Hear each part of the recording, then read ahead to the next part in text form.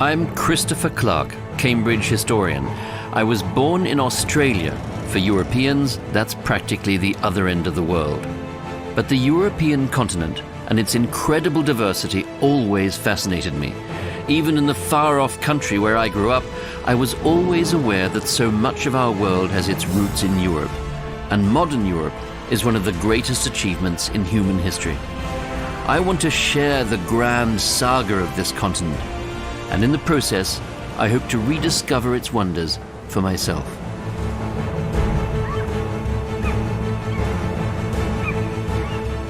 Where does Europe start and where does it stop? I'm at the southwesternmost point of the continent.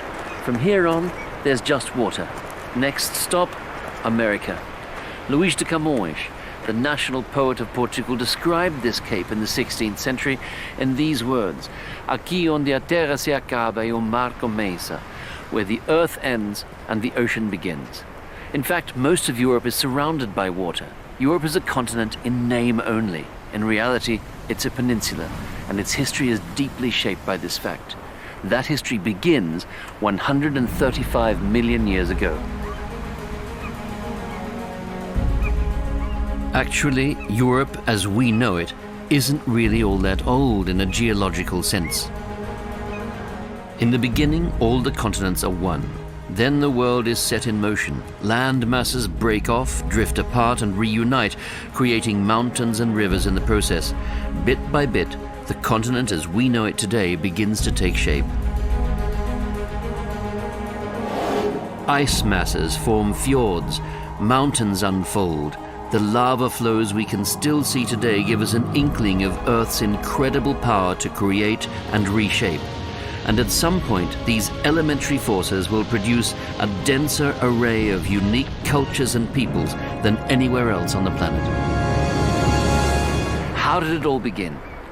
Asia, to which this rather small continent is a kind of appendix, has always been the gateway to Europe, also for the first humans to arrive here. But who were the first Europeans, and where were they from? It's during an ice age that the first people leave Africa to conquer the rest of the world. A sheet of ice kilometers thick covers the continent where today we find cities like London, Berlin, and Warsaw. But Homo sapiens will not be deterred. From what we know today, it seems that they traveled to the continent via the Middle East, the Levant, and Romania, and slowly it begins to grow warmer in Europe. The Ice Age is coming to an end.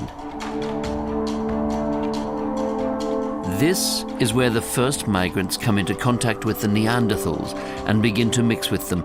Even today, all Europeans have a bit of Neanderthal in them. By 30,000 years ago, the Neanderthals have died out, and the Homo sapiens, the wise human, has taken over. They hunt and gather, live in groups of varying sizes, and spread out across massive swathes of territory, often in rocky areas with caves, such as southern France and northern Spain. It's around this time that the intellectual world of the early Europeans actually begins to take shape. The depths of the caves are sacred places for these early peoples, prehistoric cathedrals where they feel the presence of the supernatural world. But above all, the caves offer protection and warmth, absolute necessities that allow these early Europeans to survive. Here we can see the first evidence of the ancient Europeans. I'm in the Chauvet cave in southern France, and I can hardly believe that people painted something like this 30,000 years ago. The talent and precision of these early European artists are staggering. When Pablo Picasso first saw the cave paintings of Stone Age humans, he was shocked. "We've learned nothing since then," he said.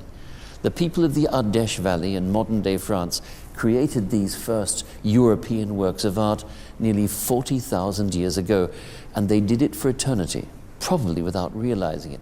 How could they know that we would one day admire the woolly rhinoceroses, cave lions, mammoths, and bison that they drew with such energy and elegance? A quantum leap in human history. Homo sapiens became a cultural being. Humans reflected on their own existence, observed and recorded their environment, and invented a new form of communication. A bison with 8 legs, like a time-lapse image. We can't know for sure, but they were probably supposed to suggest movement, a kind of Stone Age cinema.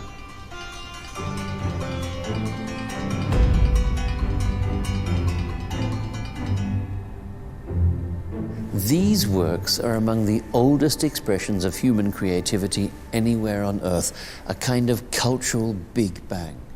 We have no idea what brought it about. All human societies have produced art, and there have always been moments in which something new emerged. What was special about Europe was the tension between memory and renewal, between continuity and rupture. Michelangelo may have imitated the Greeks, but he also created something new, something that had never been seen. Landscapes, objects, and people came to be seen in new ways. Art rebelled against tradition without escaping from its authority. Images and objects from Asia and Africa enriched the visual repertoire. Boundaries were tested and breached. Freed from the obligation to depict anything real, paintings took on a life of their own. And these astonishing moments of creativity would have been unthinkable without the diversity of the cultures on this continent and the cultural competition between them.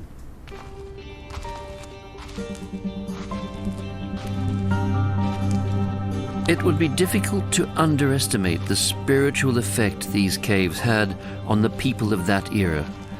We're now fairly certain that some caves were used specifically for rituals. Humans already lived in groups at this point, and they divided up their work among themselves. It's easy to imagine that during the winter, when the opportunities for hunting and gathering were limited, they would have honed their cultural skills. And that's how we get the Lion Man, carved from a mammoth tusk 35,000 years ago. Half man, half lion, perhaps even a demigod. It began in caves, but soon spread into the world beyond.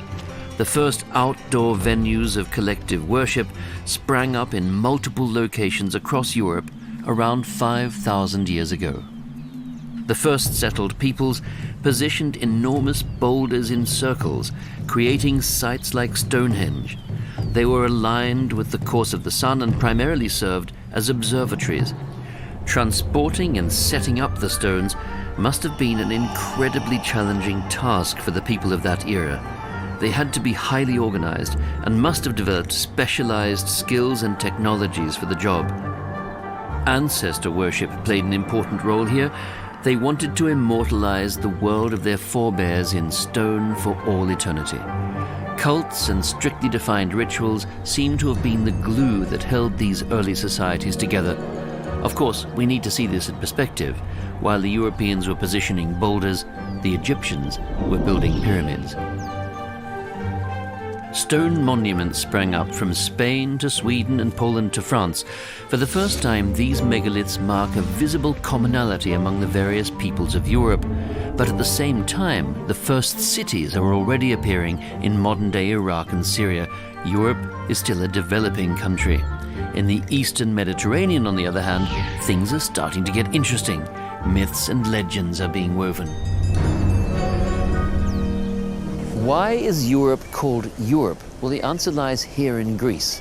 A myth relates that Zeus, father of the gods, fell in love with beautiful Europa, daughter of the Phoenician king of Sidon in today's Lebanon. Europa immediately fell in love with the bull, or rather Zeus, and climbed onto his back. Together they swam to Crete.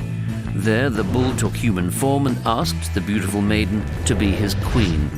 The part of the world where she lived would forever bear her name. It's a myth, of course, but like all myths, it contains a kernel of truth, because the origins of Europe really did lie outside this continent, in Asia Minor, the Levant, and Africa. From the very beginning, Europe was a place where cultures met and mixed, and this would be one of the keys to its power and creativity. It all started on Crete. The islanders were gifted seafarers and traders. Crete became Europe's first commercial power, crafting an impressive trade network that stretched across the entire Mediterranean to Egypt and Mesopotamia. The Cretans grew olives and exported the valuable oil to places like Egypt.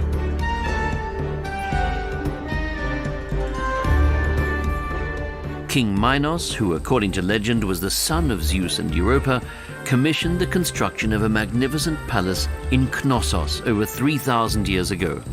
Today it still bears witness to the golden age of both the island and the Minoans, the first advanced civilization in Europe.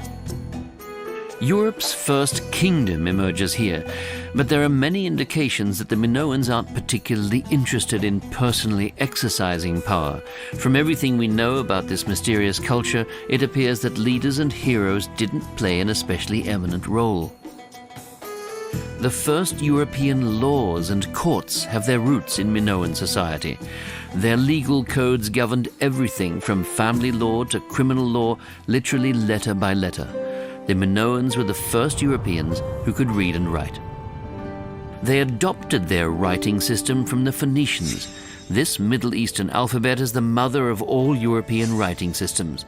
The Minoans even stamped these symbols in clay on the famous Phaistos disc nearly 3,000 years before Johannes Gutenberg invented modern printing.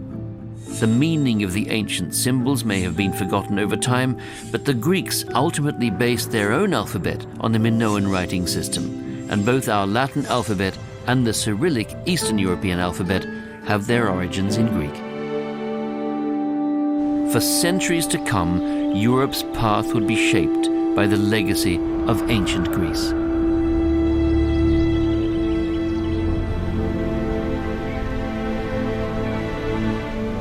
What was so special about Greece? Well, partly it was a question of geography.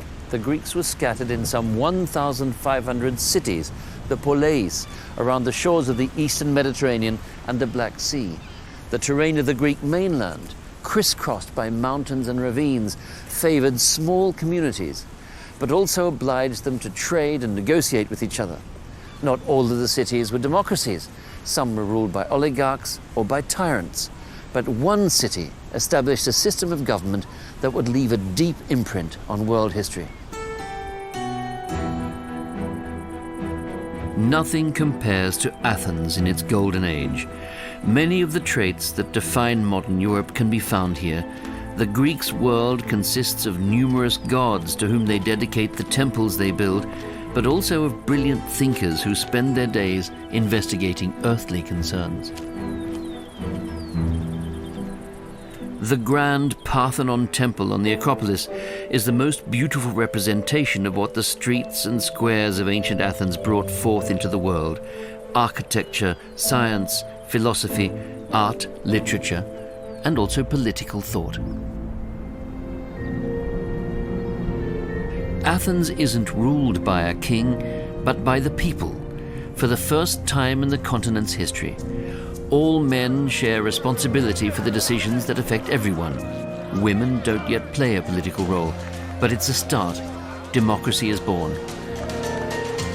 Calm down! All opposed to the proposal, raise your hands. And all in favor, raise your hand now.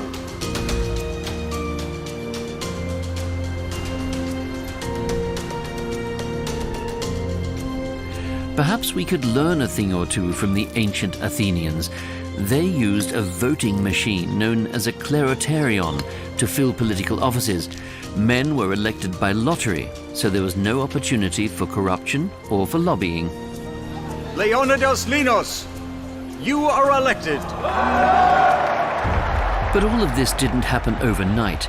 Democracy in Athens developed slowly, step by step, and it was repeatedly reformed. The Athenian democracy possessed three institutions that remain crucial to the political organization of any free society: a basic law or constitution dating back to the 5th century BC, a parliament, the ecclesia, where matters of state were discussed by the citizenry, and a system of independent courts. And these performed their tasks in magnificent public buildings located at the heart of the city. The climate must have helped, because a lot of the public life of this culture took place outdoors. The Athenian democracy was not invincible, Just 2 centuries after its inception, it was terminated by the rising power of the Macedonian kingdom.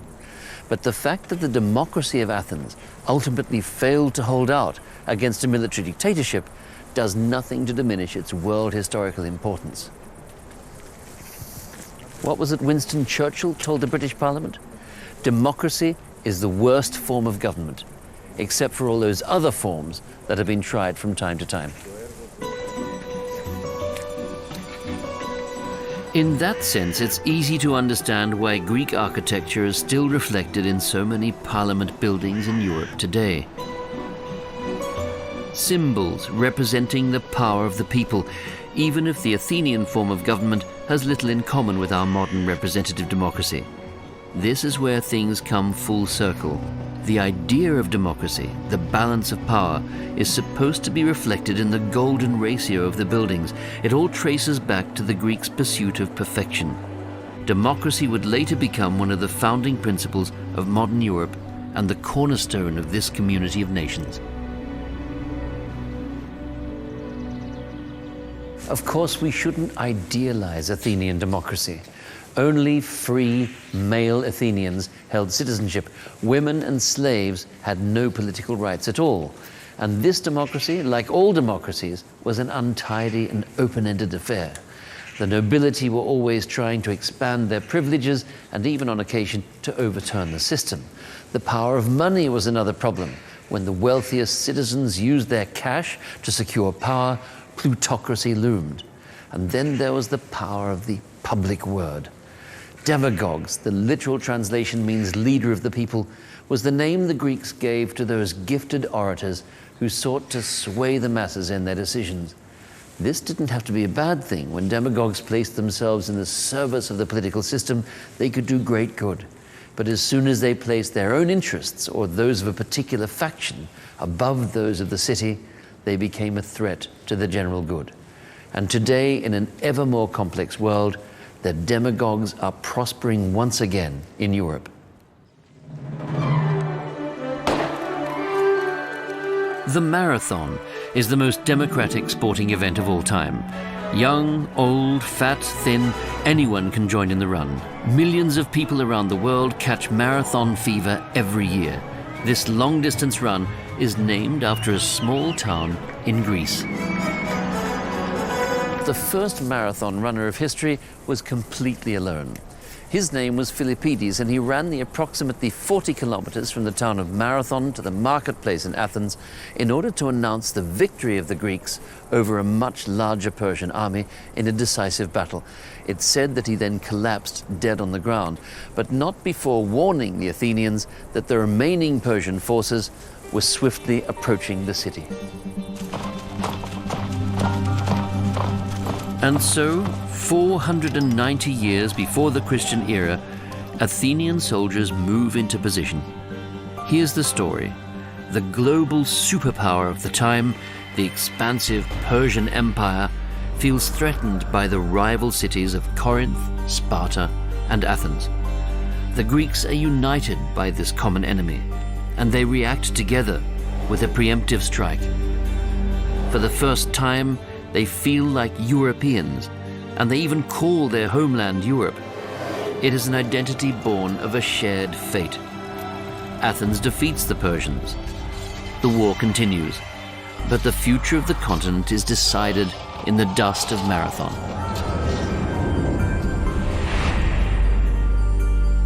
The victory at Marathon was a defining moment for the Greek democracy, a sign of what could be achieved through unity and self-confidence. Then, as so often in its history, the destiny of democracy was tied up with war. Above all, the victory at Marathon showed that deeper popular participation in political life can actually heighten the striking power of a state. And the gods too were granted their share. In its gratitude for the victory, the city sacrificed 500 goats every year until the number of slaughtered goats matched the number of Persian dead. The story of that victory is classic Hollywood blockbuster material. Back then it was immediately adapted for the stage. That's right, Athens is also the birthplace of the entertainment industry. The Greeks have loved heroic tales since the days of Homer, and the story of the Persian Wars is no exception. Actors step into the role of their old enemy and relive a victory that all Greeks are proud of. Be stern and remember, chin up and chest out. Aeschylus, a veteran of the Battle of Marathon, is the author of this thrilling work. It's your turn now. With support from the young politician Pericles, the playwright hopes to win the theatre competition that the Athenians hold every year in honor of Dionysus, the god of wine and mirth. Aeschylus himself hadn't exactly covered himself in glory on the battlefield, but this play would immortalize his name. The playwright portrays the senselessness of war, which leads to nothing but horror, despair, death, and grief. He tells the story from the perspective of the losing side, without denigrating the Persians for their loss. In this way, he hopes to educate his audience. And the Athenians understand his message. The Persians won first prize. It's the oldest surviving theatrical work in the world. From tragedy to comedy, the Greeks showed the world the meaning of good entertainment. The narrative forms established then have survived the test of time, and the play commemorating the event that gave rise to the idea of Europe, the Persian Wars, is still regularly performed on stage even today. Art, architecture, political thought, society in ancient Greece was open and sophisticated, and over the centuries, Europe has drawn again and again from this cultural wellspring. So this is where the roots of our European civilization lie. But outside of Hellas, no one else yet identified themselves as European. So how did the ancient Greeks disseminate their culture? And how did Greek culture become European culture? In the 4th century before the birth of Christ, Macedonian King Alexander, later known as Alexander the Great, conquers all the Greek city-states with the exception of Sparta. He wants to spread Greek culture around the world. He creates a global empire in Asia, which he feels is more promising terrain than the European continent. The Greeks, on the other hand, established colonies around the Mediterranean, including Massalia, today known as Marseille. This is where explorer Pythias sets sail in the 4th century before Christ. A contemporary of Alexander the Great, Pythias wants to explore northern Europe, and his discoveries will revolutionize the Greeks' view of the world. Up to that point, they had believed that the best and most intelligent people could only be found in the Mediterranean. Then Pythias met the Celts, and a new power appeared on the scene. The Celts are not a unified people, and they don't have an empire. Instead, they live in numerous different tribal groups, but they have shared customs, and when they feel threatened, they close ranks. That sounds almost European, you might say. And in fact, in the 1st century BC, the Celts expand their tribal territory from Central Europe to Anatolia and Britannia. Their culture continues to grow and develop.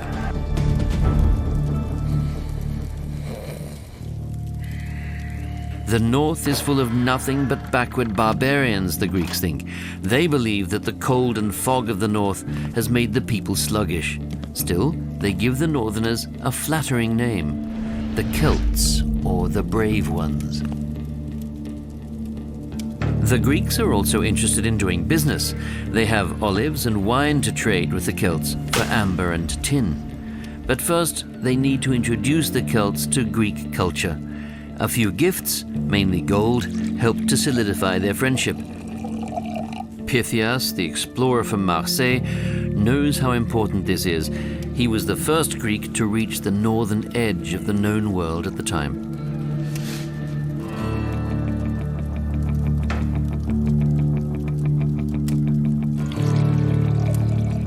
The Celts are more than just strong warriors. They're also gifted metalworkers, and slowly they develop a taste for the Mediterranean lifestyle, especially for wine. This vessel, as tall as an adult, came from Greece and was found in the tomb of a Celtic chieftainess. The ubiquitous drinking horns are further evidence of the Celts' unquenchable thirst. The Celts were the ones who built the first cities north of the Alps, around 150 of them in fact. One of the most famous is the Heuneburg, located in modern-day southern Germany. It's the oldest known Celtic settlement north of the Alps to be mentioned in literature. Even Greek historian Herodotus was interested in this city. Built in 600 BC, the Hoyneborg was the residence of Celtic chieftains, with clever fortifications to fend off enemies.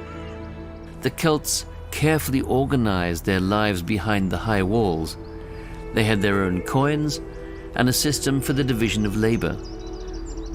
Up to 10,000 people lived in this form of ancient city. From here, the Celts increasingly traded with the Greeks and with Pythias's hometown, Marseille.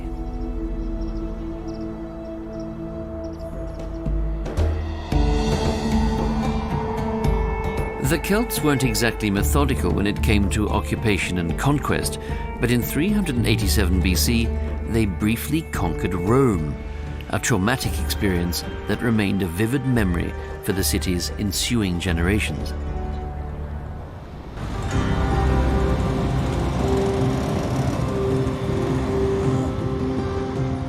The Imperium Romanum, the Roman Empire, isn't an exact model for our modern concept of Europe, of course, but today's Europe certainly has many of its roots in Rome. The idea of the Republic, the laws, the architecture, in many areas the Romans were able to build on what the Greeks had created.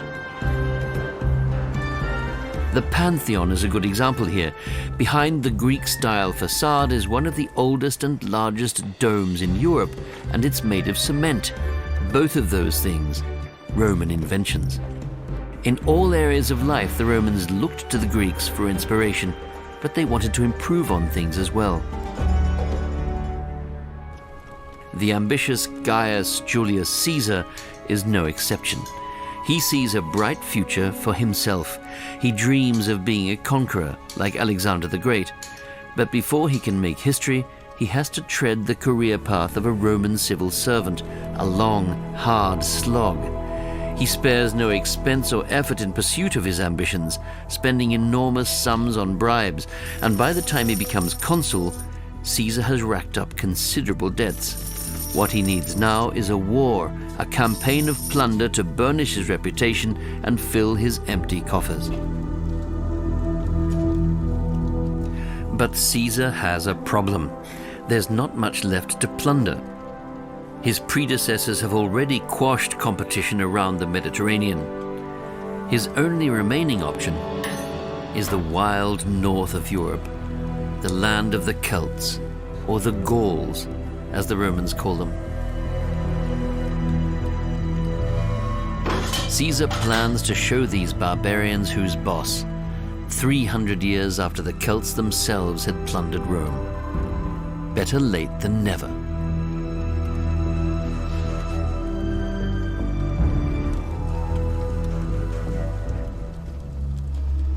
Which brings us to the bane of every Latin student's existence, the Commentarii de Bello Gallico, or Caesar's account of the Gallic Wars. In the region today known as France, Celtic chieftain Vercingetorix attempts to block the path of Caesar's legions, barricading himself into the city of Alesia. Caesar and 50,000 of his legionaries surround the city with 2 layers of circular fortifications, secured with guard towers, moats, and traps. Caesar describes the brutality of this war without betraying a hint of emotion. Vercingetorix sends all the women, children, and elderly out of the city, but they are trapped by the Roman fortifications. Caesar refuses to help them. The wall remains closed. Then Vercingetorix attacks. The battle lasts 4 days. More than once, the Gauls are close to surmounting the Roman walls, but they are beaten back and suffer major losses each time.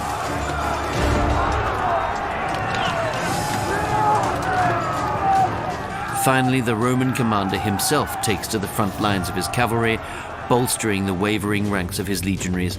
They capture such a large number of prisoners that each legionary receives one as a slave. After 6 years of fighting, Vercingetorix surrenders. His people, the Gauls, are absorbed into the Roman Empire. With this victory, Caesar successfully expands the Roman Empire far into the west.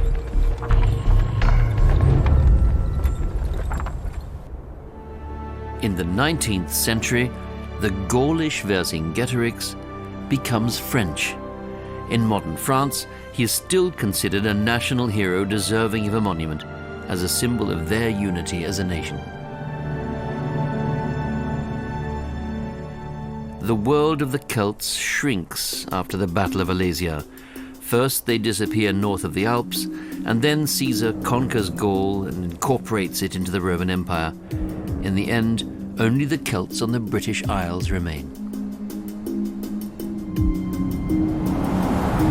Caesar's path is drenched in blood.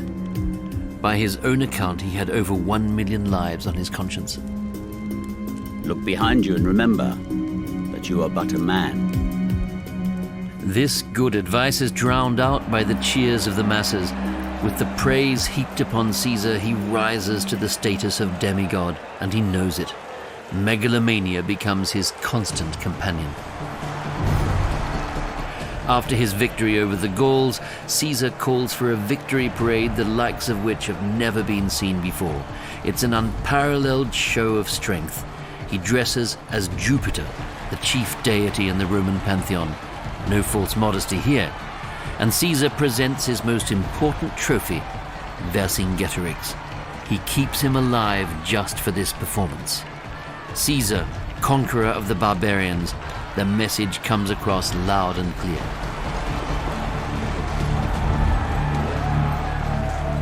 With Caesar, a new idea takes hold in Europe, the concept of empire. Rome had been a republic up to that point, ruled by the nobility. But the senators transfer full control to Caesar, naming him dictator for life. The Roman Republic becomes the Imperium Romanum, incorporating broad swathes of Europe. So, ironically, Europeans have one of the world's greatest egomaniacs to thank for the first political union. European emperors and dictators invoke Caesar's name from Roman times up until the 20th century. His successors, the Caesars, became Kaisers and Tsars. Charlemagne, Ivan the Terrible, Napoleon Bonaparte, Emperor Wilhelm II, and Benito Mussolini.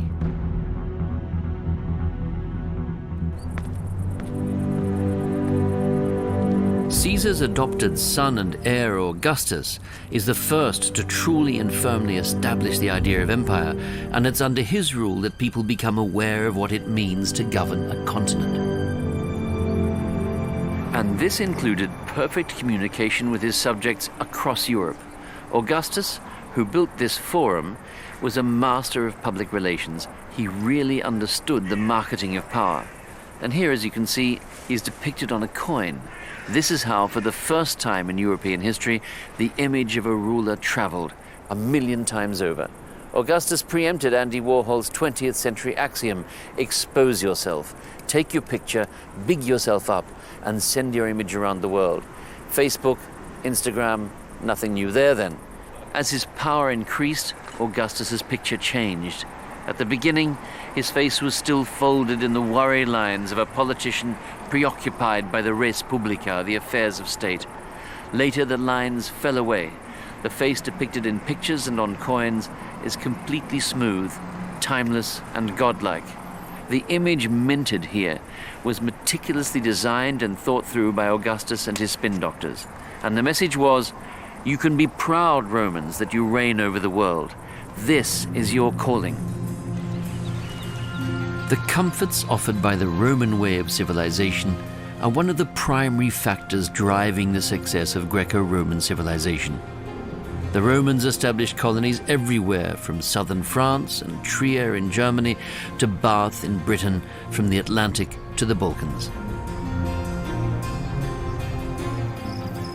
And the dense network of roads they construct in the lands they conquer make it easy for legionaries, traders, and travelers to cross the continent.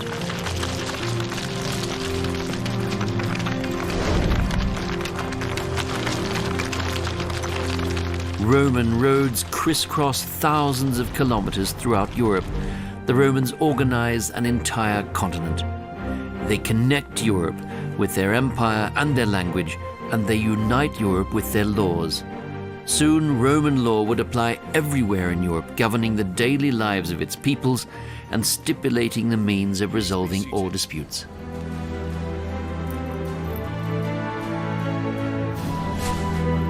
The Romans have a criminal law and a defined code of criminal procedure, which would form the basis for everything that came afterwards.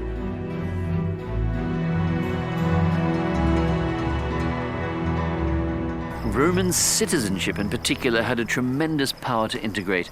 It was granted to all inhabitants of the Roman Empire in the year 212. Slaves were the only exception. Emperor Caracalla ensured that there was equality before the law, and he also looked to the pleasure of the Romans, ordering that the system of aqueducts be extended and that gigantic thermal baths be built. Whether dressed for the public baths or standing before a court of law, everyone was equal and possessed, in principle at least, the same opportunities for advancement. Theoretically, anyone could assume public office, and the Romans never forced a citizen to give up his own culture. Many of those who fell under Rome's sway wanted in any case to be like the Romans, and so voluntarily assimilated themselves to the Roman norm. And so the Pax Romana came about, internal peace in this huge empire, and with it, a loose community that one might describe as proto-European. But not all Europeans are prepared to trade their freedom for a bath at a Roman spa. The peoples of the regions today known as Germany and Scotland offer stubborn, assertive resistance. Rather than subduing the ruly barbarians, the Romans sealed themselves off. With Hadrian's Wall today on the border between England and Scotland, it was named for the Roman emperor who commissioned its construction.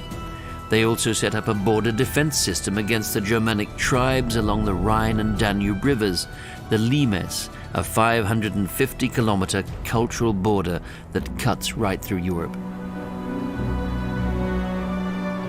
On one side are the cities of the Roman Empire, where civilization flourishes. There are magnificent buildings here, spas and bustling marketplaces.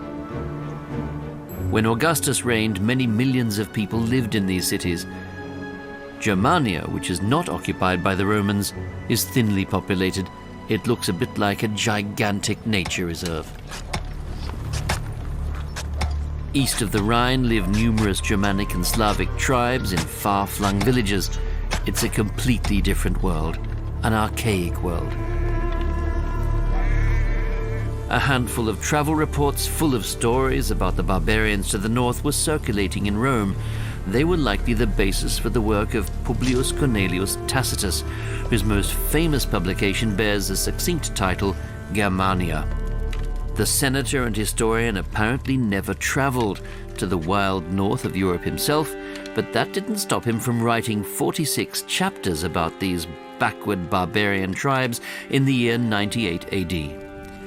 He describes them as slovenly dressers, and he makes mention of their simple foods and their unusually intoxicating drink, something called beer, which was unknown in Rome at the time.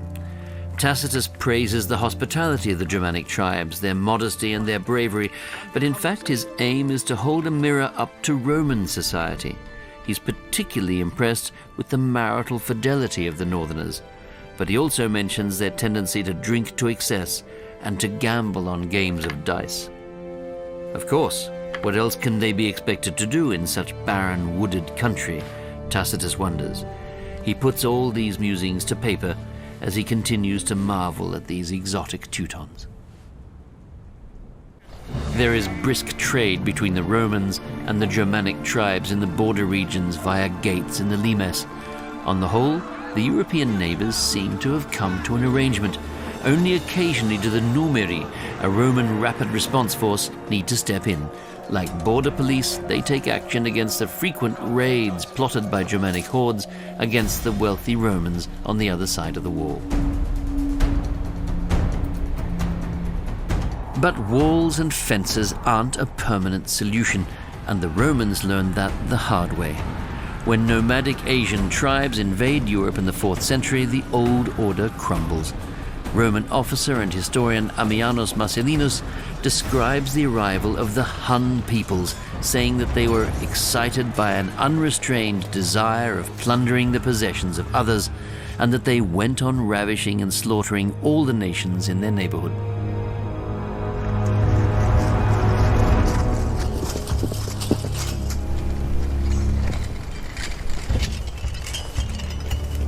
After more than 300 years, the Pax Romana, the peace within the Roman Empire, comes to an end. Germanic tribes descend on the empire as refugees and as conquerors. The Goths are the first to seek refuge in the empire. They cross the Danube in 376. Other Germanic tribes would follow.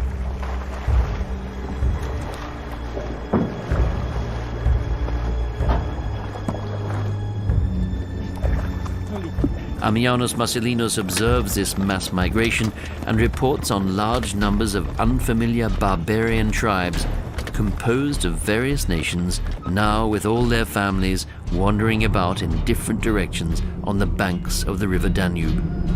At first, this intelligence was lightly treated by our people, he writes, and in fact the Romans gradually lose control, first over their borders and then over their empire. The empire is finally divided in the year 395 into a Western and an Eastern Roman Empire.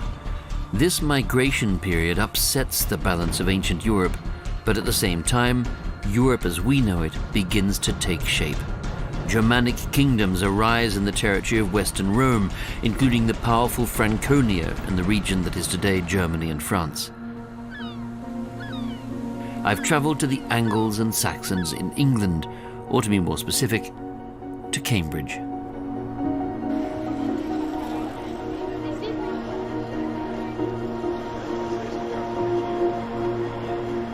Europe has always been about movement. Peoples and nations came and went, everything got mixed up.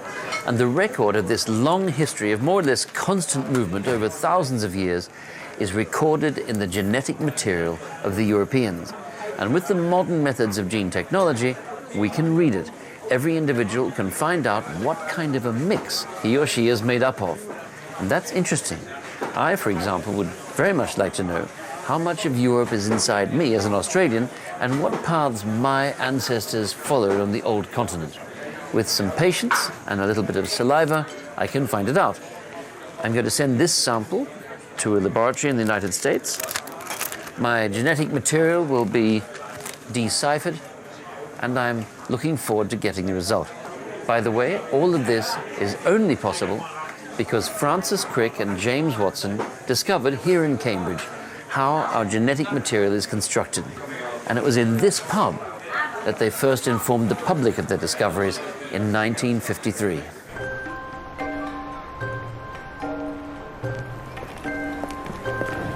Pop this into the post box. Let's see what they say. I'm eagerly awaiting my results, and 2 weeks later, they arrive. The results of my gene test are in. And here we have it. 78.5% of me is British or Irish, that's hardly surprising. At least 5.1% is French or German. Apparently you can't distinguish between French and German genes. 2.5% is Scandinavian, and 11% of my genes come from the North European and Baltic Sea region. That must be the Viking in me. But I'm also 0.7% Sardinian. I'm particularly proud of that element of my genetic heritage. And then there are the Neanderthal genes, which apparently we all have, and the DNA from North Africa, apparently that too is universal, and from the Middle East. All the result of migratory movement to and within Europe. History has been mixing Europe together since the Stone Age, and even I, as an Australian, am part of that story. It's this extraordinary diversity, this blend of languages and cultures, that has always triggered movement in Europe, just as it did in the Roman era when the Imperium Romanum collapsed. It was a gradual process. The supposed decadence of late Roman culture wasn't the only thing that led to its downfall. What does an empire look like as it disintegrates? The continuous civil war and declining economy of Western Rome means that that part of the empire has essentially already dissolved. Child Emperor Romulus Augustulus sits on the imperial throne. The influence of the Germanic tribes has grown significantly. Now they seize complete control of Western Europe. The story of the Roman Empire in the West ends after 503 years with the dethronement of the child emperor by Germanic leader Odoacer in the year 476. Take the imperial mantle to Byzantium. Tell the Emperor of East Rome that we no longer need it. Not here. From now on, I'll have a new title. Rex Italiae, King of Italy. This fountain in the middle of Rome, right in front of the Pantheon, tells a typically European story. The Roman emperors loved obelisks because, as the ancient Egyptians already knew, obelisks are a kind of antenna to the gods. So they caused them, this one for example dates from the time of Ramses II, to be brought to the Eternal City.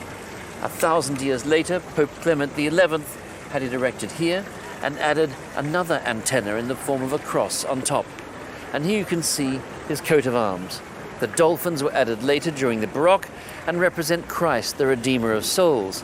And then there's the water in the fountain itself. The worship of river gods and spring nymphs was of course a widespread practice among the Greeks. And for Plato, the philosopher, water always performed an allegorical function. Plato compared the ideal state to a body of clear waters into which all springs and brooks flow and merge. And one could compare this fountain with Europe itself. What was there in its past is constantly mingling with something new. From this dynamic mixture, great things can grow. So, what remains? For me, Rome's most beautiful building is the Pantheon with its massive dome.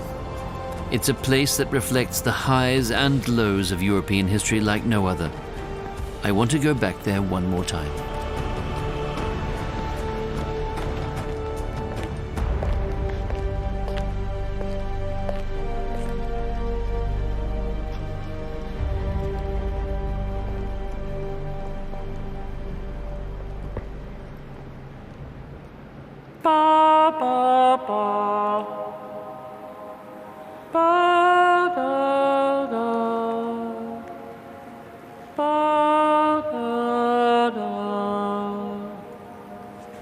The resonance of this place conveys something of its immensity. This really is a breathtaking temple.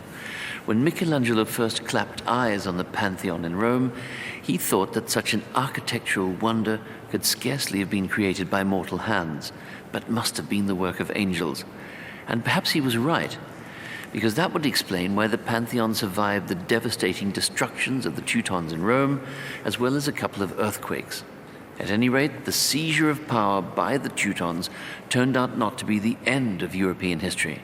On the contrary, it further enriched the unique mix on whose foundations European civilization rests until this day, because instead of destroying the ancient culture of the Greeks and Romans, the Germanic warriors cultivated this legacy.